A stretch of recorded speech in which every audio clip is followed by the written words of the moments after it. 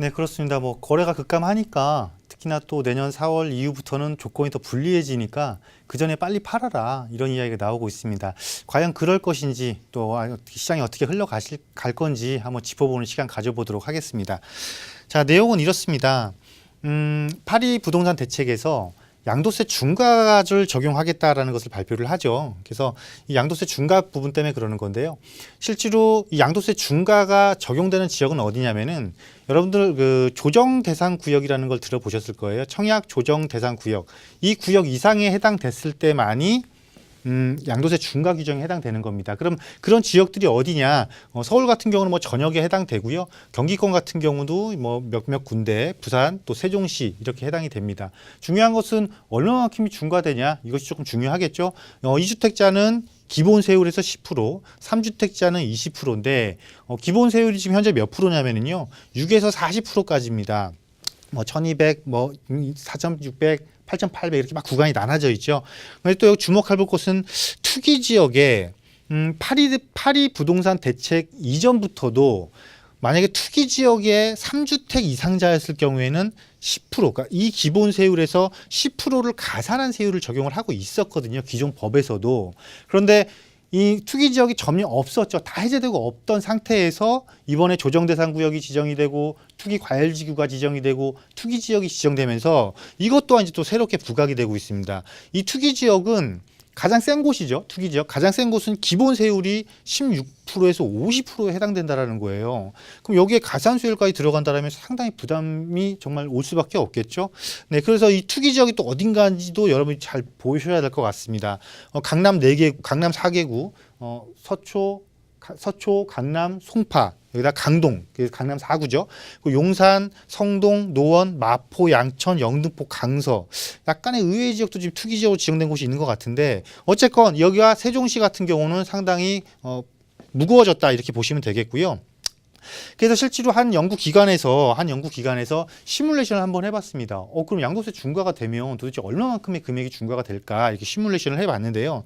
어느 정도냐면 예를 들어서 주택을 10년을 보유한 후 양도를 가정을 했을 때 내년 4월 전이죠. 이제 4월 1일부터니까 4월 1일부터 중과를 하는 거니까 4월 이전과 4월 이후에 취득가액과 매도가액이 똑같다라는 산정을 하고 한번 시뮬레이션을 해봤던 거예요. 물론 다 똑같겠죠. 다 똑같고 어디서부터만 달라지는 거냐면 여기서부터 달라집니다. 장기보유 특별공제. 장기보유 특별공제는 10년을 보유하면 최대 30%까지 공제를 해주는데 일단은 다주택자는 2주택 이상자부터는 이걸 공제를 안 해줘요. 그러니까 30% 공제도 못 받는 거죠.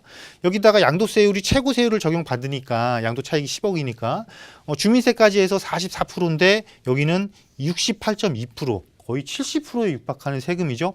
이렇게 하다 보니까 누진공제를 제외함에도 불구하고 4월 전에는 양도소득세가 2억 8천, 근데 4월 이후에는 6억 5천이라는 정말 2배 이상의 어마어마한 세금을 지금 부과를 하겠다 이 소리니까 상당히 긴장할 수밖에 없는데요. 과연 그러면 꼭 이거를 서둘러서 내가 4월 이전에 무조건 팔아야 되느냐 한번 살펴보겠습니다. 이런 것이 시장에 미칠 영향까지 예측을 한번 해봐야겠죠. 일단 거래량을 한번 예측을 해보겠습니다. 거래량은 일단 지금 여러분들이 시장 상황을 잘 아시는 것처럼 아무래도 대출 규제가 가장 큰 문제가 되겠죠. 또 신규 주택 취득 감소할 수밖에 없겠고요. 또 대신에 다주택자, 현재 많은 주택을 보유하고 있는 다주택자들 같은 경우는 임대사업자 등록으로 많이 전환될 것입니다. 특히 지금 발표를 앞두고 있는 주거복지 종합 로드맵에서도 임대사업자에 대한 혜택이 상당히 커질 것으로 보여지거든요. 그렇게 되면 현재 보유한 주택을 무리해서 파는 것이 아니라 오히려 임대사업으로 등록을 하게 되는 거죠. 그러면 임대사업으로 등록을 하게 되면 의무기간이 있습니다. 단기 4년, 준공공은 8년인데 어떤 또 혜택이 있거든요. 거주주택 비과세 받으려면 단기는 의무임대는 4년이지만 5년까지 의무임대를 해야 되는 거고요. 준공공임대는 8년이지만 준공공임대 가장 큰 좋은 혜택이 하나 있죠. 85제곱미터 이하이면서 공시가격 6억 이하할 경우에는 양도세 100% 감면제 해주는 지금 제도가 현재 지금 실행이 되고 있거든요. 이 경우에는 이거를 적용받기는 10년을 보유해야 되니까 임대사업 등록으로 인해서 장기 보유자가 늘어날 것이다. 그렇기 때문에 전체적인 거래량은 감소는 불가피한데 마찬가지로 이러한 요인들 때문에 건설회사에서 공급량 자체도 줄일 것이고요. 임대사업자들도 장기 보유로 전환을 하게 되면 신규로 굳이 처분을 안 하고 장기를 보유하기 때문에 이로 인한 그 개인 간의 매매 거래가 나올 수 있는 물량도 줄어들 것이다. 공급량 감소 또한 불가피하다라는 것입니다. 그렇기 때문에 향후 전망을 보게 되면은요. 이렇게 봅니다.